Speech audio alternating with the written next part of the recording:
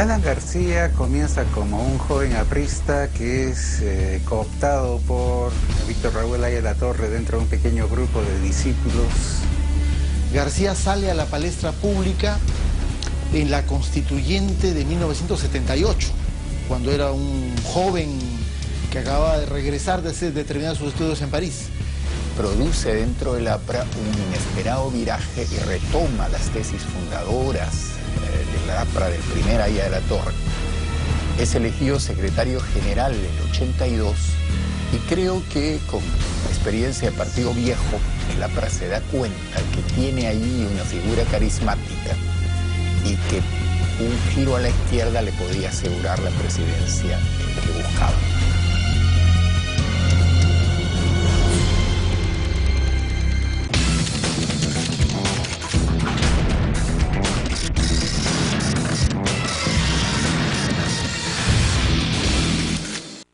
García se pasea por los think tanks de izquierda, por las universidades, por la gente que más conoce al país en un diagnóstico crítico, y asume un discurso crítico muy izquierdista.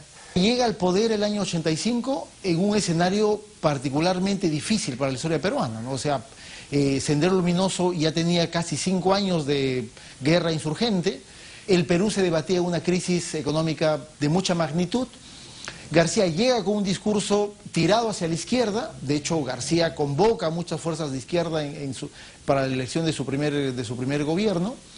Cuando triunfa el 85, él le dice a políticos de su generación de izquierda que van a saludarlo, le dice: yo voy a hacer lo que ustedes andan diciendo, o sea que si tengo éxito, ustedes tienen éxito conmigo, y si fracaso, fracasamos juntos. Llega con un lema de significar la esperanza que renace en un Perú que acababa de retornar a la democracia después de 12 años de gobierno militar. Ha llegado la hora del cambio en democracia, de la revolución en democracia. A ella apuesto y por ella me entrego a ustedes, sabiendo que al hacerlo me encuentro mucho más cerca de todos los peruanos. Hay un idilio entre el país y Alan García los 2 primeros años.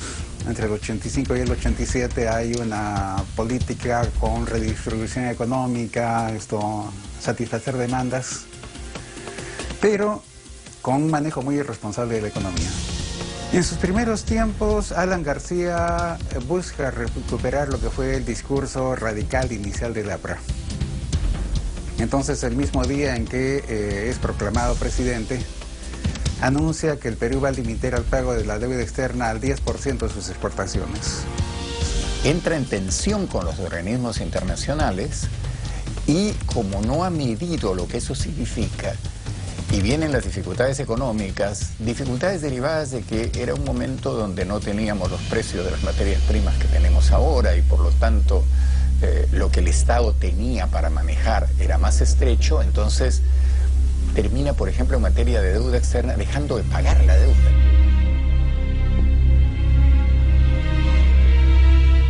En junio del 86 hay convocado un congreso de la Internacional Comunista en el Perú. Perú es el país anfitrión. Y el mismo día en que va a empezar el congreso, los militantes senderistas en prisión toman los principales penales de Lima. Ocurre la masacre de El Frontón, del penal del Lurigancho y del penal de Santa Bárbara. 3 cárceles que se amotinaron en forma conjunta, pero que a la vez se hizo una represión en esas 3 cárceles que ocasionaron la muerte de más de 300 personas.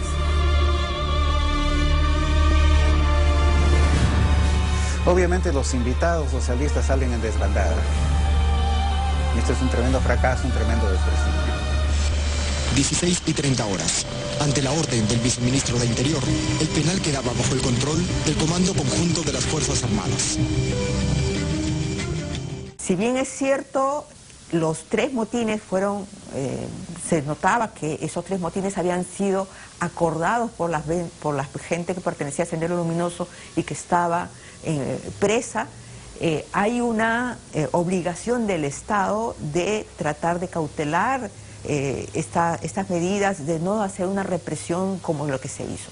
Y de ahí en adelante la política de Alan García termina alineándose con los militares y aún más allá, ¿no? Organizando grupos paramilitares, comandos de asesinato, ¿no? Los crímenes del comando paramilitar Rodrigo Franco, dirigido por su secretario personal y por su ministro del Interior, y otros crímenes cometidos por las Fuerzas Armadas, a los que García simplemente dio una amplia protección y un amplio aval a que se sigan cometiendo. 4 exintegrantes de este grupo paramilitar, acogidos ahora a la colaboración eficaz, aseguran que esta organización fue rápidamente absorbida por el entonces viceministro del Interior, Agustín Mantilla, quien habría utilizado información de inteligencia para planificar la ejecución extrajudicial de supuestos terroristas. García el año 87 tomó una decisión de estatizar la banca privada, una decisión fatal que rompió la alianza de los llamados 12 apóstoles, que eran los dueños de los bancos, con Alan García, y generó una crisis política, institucional y económica que simple y llanamente en ningún momento García logró controlar, ¿no? Empieza a generarse inflación dando un conjunto de reivindicaciones en base a emisiones inorgánicas. Que el gobierno continuará interviniendo los bancos de acuerdo a la resolución suprema firmada por el presidente del Consejo de Ministros, el ministro de Economía y Finanzas y rubricada por el presidente de la República. Se empieza a sentir recesión económica, falta de inversión, sin que el Estado tuviera ya recursos para inyectar dinero y hacer obra pública y equilibrar. Por otra parte, hay un cierre del caño por el movimiento financiero internacional. El Perú es declarado país inelegible para nuevos créditos.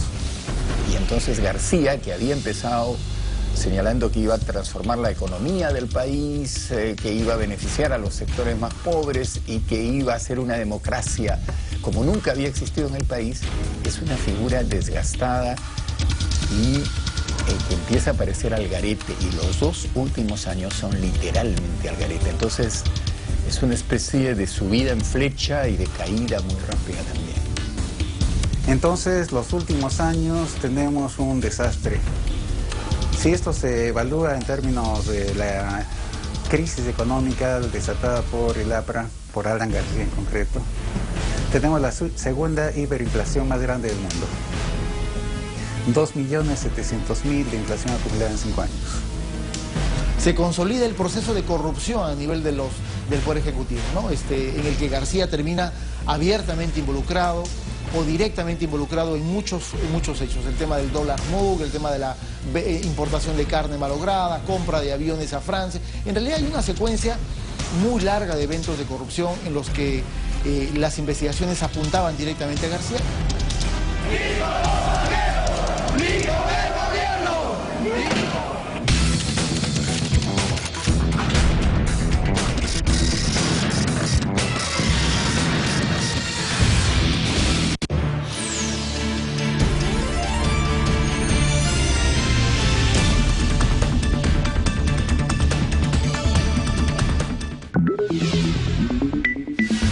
¿Quieres saber de qué forma la ciencia y el desarrollo tecnológico puede mejorar tu vida y la de millones de personas? ¿Conoces cuáles son los últimos adelantos científicos y tecnológicos en América Latina y el mundo? Descubre esto y más en Atomum, el espacio informativo, científico y tecnológico, con la conducción de Dani Pérez. Conoce el lado humano de la tecnología, la ciencia al servicio de los pueblos. Atomum, todos los lunes, solo por Telesur.